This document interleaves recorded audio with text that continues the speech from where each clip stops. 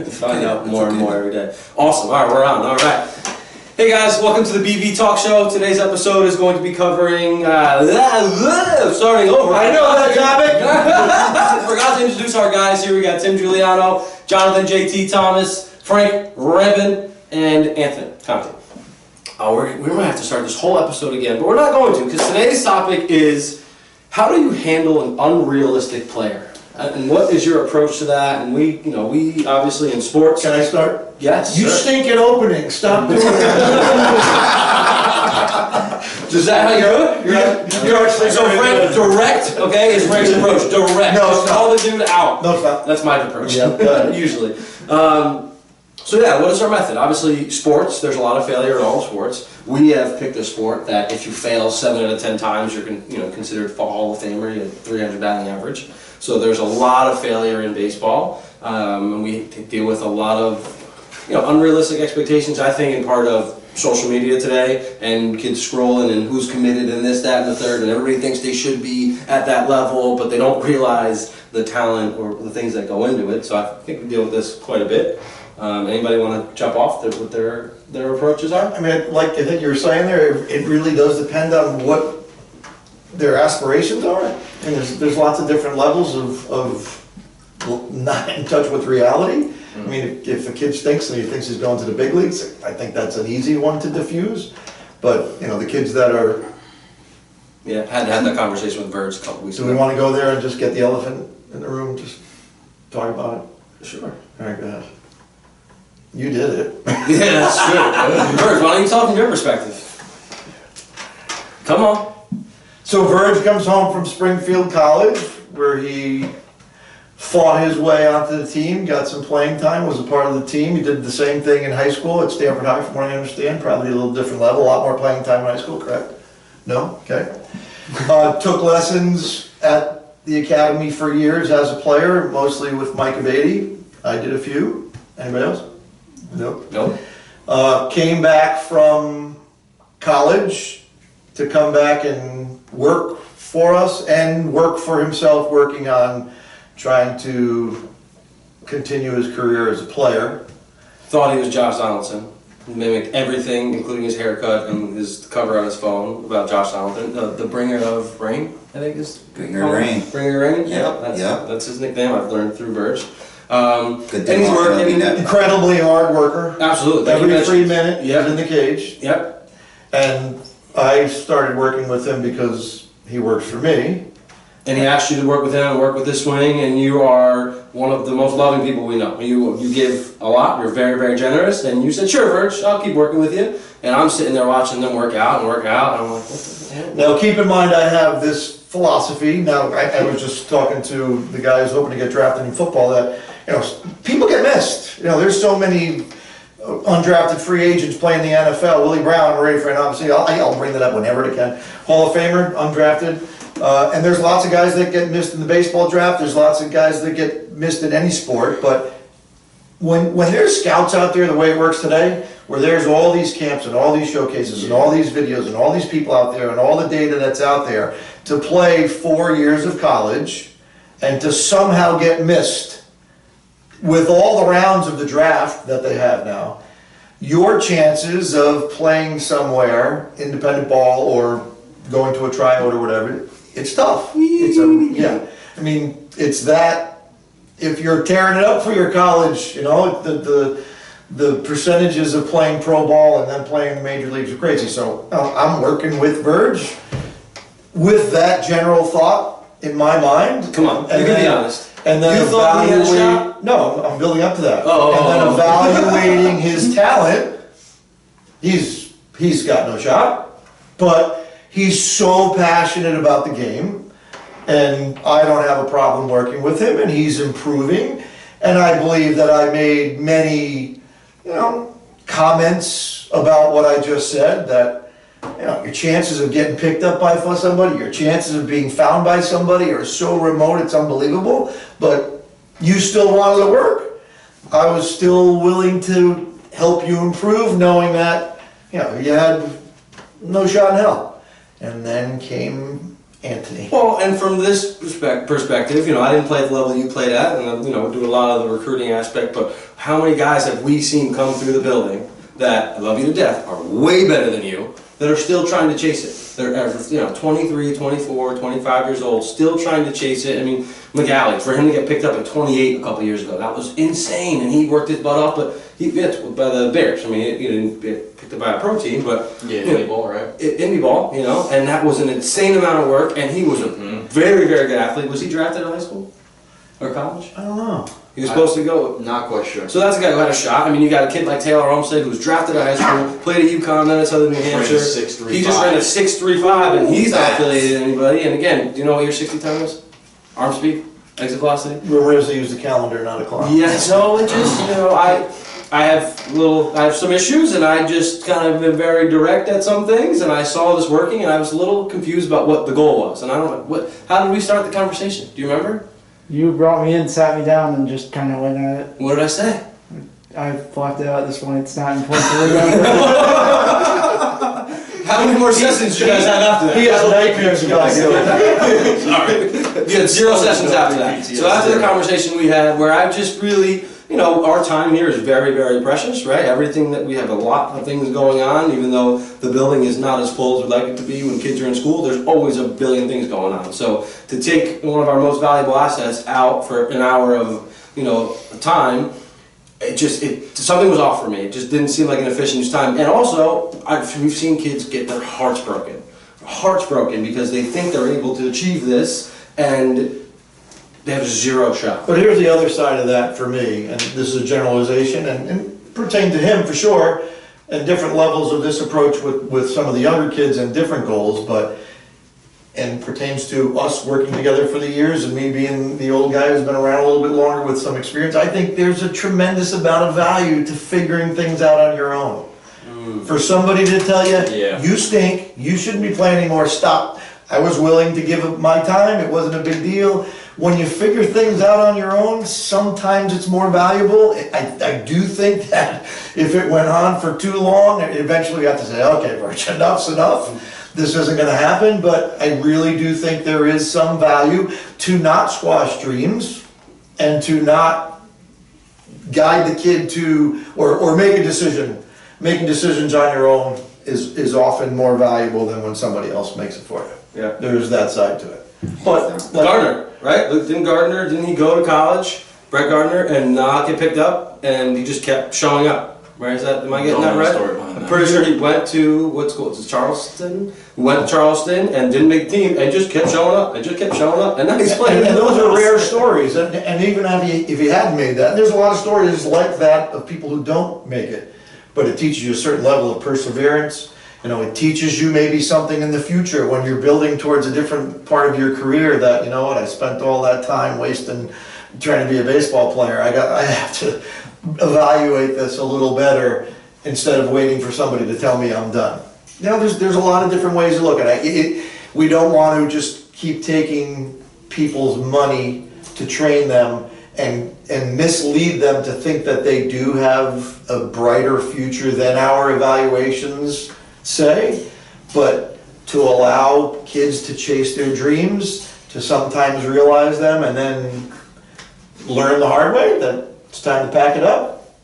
There's value. For sure. I think something that's helped me as well is talking about the numbers.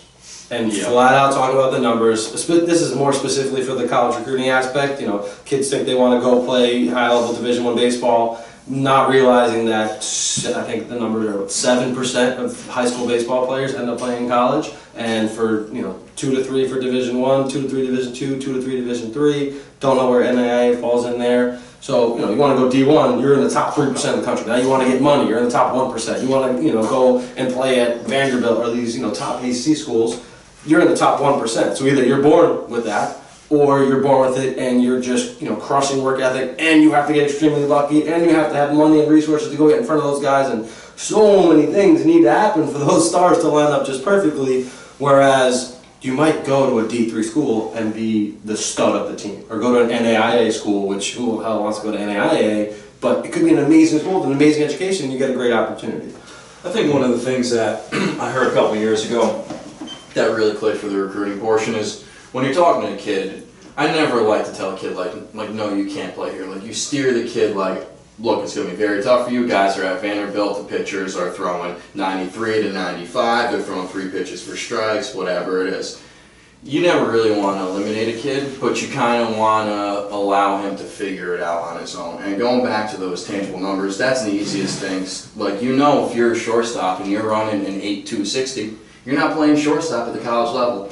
But one thing that I think you might have mentioned it a couple years ago, people look at the college recruiting portion like a ladder, and vertical ladder, NAIA, D3, D2, D1, drafted, pro level, when it's not a vertical ladder, it's a horizontal ladder, and I think that's well described. It's not like you're climbing to get to the top, and that's the ultimate goal, and if you're not there, it's failure. You have to find out where in this horizontal spectrum that you fit in, and I thought after you told me that kind of helped clear things up a little bit for me, because it's not like you always have to shoot for that highest program, the Vanderbilt, the Tennessee, you know, the SEC, the ACC teams, but it's about what's finding the right mix for you in your future. And I think we do that across the board at every level without making their minds up. But again, you know, this is a little different. He's an employee of ours. Very different, Right. very different. Yeah, Right. like you said, like I have a kid right now who asked me about, you know, Sacred Heart, and I told him, I said, that's going to be a stretch athletically for you. Right. But they have a camp on Monday. If you want to go eat, talk to the coach and go eat Right. camp. But you know, you just tell him, I think that's going to be a stretch, and let the coach eliminate you. Exactly, and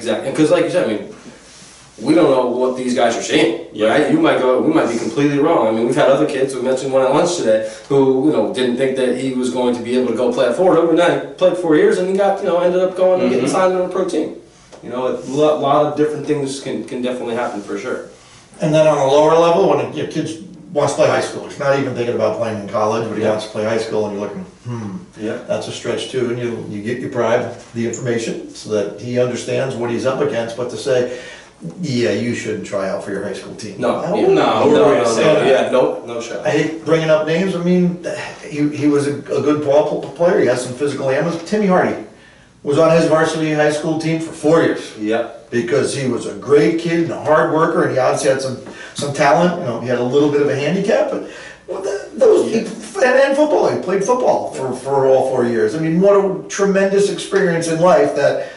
If somebody looked at his talent and said, yeah, you can't play, and it stopped him, yeah, this is, well. You take away a lot of experiences from that kid. Yep, exactly. And to go back even further and even younger, I think like really, really young kids, right? Like forget about trying to play on a certain team, but just taking batting practice and trying to hit a ball. And you've got these little kids that are swinging and missing. Or they'll hit a ball and they'll kind of foul it off. And they get so angry when they miss one ball. Not realizing how hard it is to hit, right? Or not realizing, you know, again, how difficult it is to be able to achieve that, and they think that they should bat 1,000. And I think you see that more with the talented kids too. Like I'm sure, you know, your boys probably felt the same way, because Zach hits like 800 every time he goes out and plays, and if he ever gets out, it's probably a frustrating thing, especially when you're young and you can't really conceive that again. And all you've had is success your whole life. Exactly, but as you get better and the pitching gets a little better and the defense gets a little better, it gets a little tougher.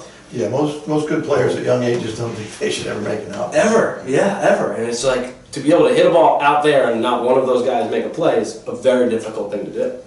It is. JT in 3, 2, 1. Well, I mean, you guys touched a lot of stuff right there. I mean, that's some good stuff. I mean, I only have a brief comment about it. I think most kids have those expectations just because, I mean, they see these guys in the big leagues and they see these stars out there, and like you guys said, you don't want to kill those dreams or those aspirations. But I think baseball is that ultimate sport where there's 9 positions out there and everyone has their own role. You know, pitching staff has their role, starters have their role, relievers have their role. And as kids get older, they need to understand that not everyone's going to be the 3 batter, not everyone's going to be the cleanup batter, and what those expectations are. I mean, the leadoff batter has his role, and so on. And I think as leaders, as adults, we have to just make sure the kids know that when you're making the batting order or the starting pitcher or the guys you're substituting in, you just have to play your role and be a part of the collective instead of thinking about yourself. And I think that's the main part of teaching and coaching, and we're still learning. I know I am still learning how to communicate that to the kids. You know, it's a good thought I just had as you're saying that, excuse me, is the bigger challenge is whose goals, whose dreams, whose aspirations, is it the kids or the dads or the parents? And that's a challenging one, and we've had to deal with that where, you know, the dad thinks the kid is really, really good, and you can tell the kid's, he's content just having some fun, and, you know, the dad's thinking he's going to play in the MLB, and having that quiet conversation with the kid and, you know, saying, hey, you know, I know your dad's really pushing you to do this, and, you know, you have to be realistic about it, keep fighting for it. If it's what you want to do, you got to kind of separate that first, but if it's what you want to do, you know, you work hard, you know, who knows how far you can go. But and then you got, at some point, you have to have a little bit of a talk with the dad, and that talk can be more of a Conte talk. And say, Dad, you know, I don't know what you're seeing here, but Here's some prescription glasses. yeah. So, and you know what? It's an ongoing part of what we do, and I don't know if we seem nonchalant about how we handle it, because this is easy. It's what we do. It's common. Everybody thinks that they're going to some high level, and the other end of what we're talking about is we'll see a kid at a young age who isn't very good, and then all of a sudden 3 years later he gets really big, really strong. Everything starts to change. He comes together and he goes from, you know, a back end of a lineup to a stud kid, and you know. You want to be the guy that 4 years ago, 3 years ago told him you're no good? Yeah, that's like you see programs cutting 8-year-olds. Like, Yeah. why are we cutting 8-year-olds and allowing them not to play any form of baseball? Keep them involved. Make a direct program. Have some fun. Interesting. So that's what we think. Yeah. Verge, sorry bro, I'd have kept working with you, man. I'd have been here all night with you. He just crushed those dreams. I think you can still make it. Come on, let's start working again. You're welcome. You're welcome. No, you know, though, Literally you made a good bring a point for me. That thank you. This is very, very helpful. That had he gone through that even longer, right, and gone through weeks and months, and and then you know realize, okay, this isn't working. Come to that decision on your own. Later on in life, it'll kind of give you a little more of a, hey, let me not waste too much time on this, and make sure I do my due diligence, do a little research, and be a little more, you know, a little more proactive about my decision making and being efficient with my time. But you know what? We just had lunch today. Now you're to blame for something here. Okay. He just said at lunch, I don't want to put words into your mouth, he said something like he kind of enjoys being that guy who, The the bearer. figure. Yeah. Yeah. Oh, I started that? Oh, jeez. I'm not taking credit for that at all. Because I definitely got mine from my dad. I don't know where yours came from. I'm going to have to blame yours. See, I'm the perfect example of the other thing. I'm sure we've heard this before, but my parents knew nothing about baseball. My dad was a swimmer diver, didn't know a lot, and you know, I told him I'm playing pro ball, and he never said anything about it. Okay, you know, I'm sure he started to figure out that I was pretty good, but he had no idea what pretty good meant in Stamford, Connecticut versus all over the country, and then walking on to go play college baseball, and then the things going the way it did for me. You know, some other dads might have said, what are you, nuts? Get a job, kid. They didn't. Let me keep playing. Still playing. Still fun. Yeah, and college. So that's that. That's today's episode of the BB Talk Show and how to handle unrealistic players. Touch on a couple of different topics there. I'm sure we'll be revisiting this again. Make sure you subscribe to our channels below and hit the like button as well. Follow us on all of our social media accounts. And thank you.